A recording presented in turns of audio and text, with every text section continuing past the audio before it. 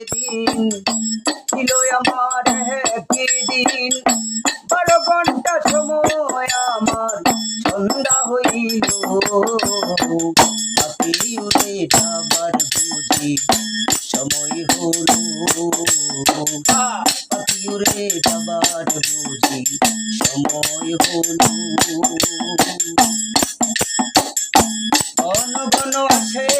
দম কানেতে শুনি কম পিছে পিছে দম আমার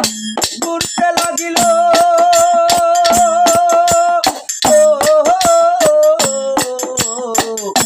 ঘন ঘন আসে দম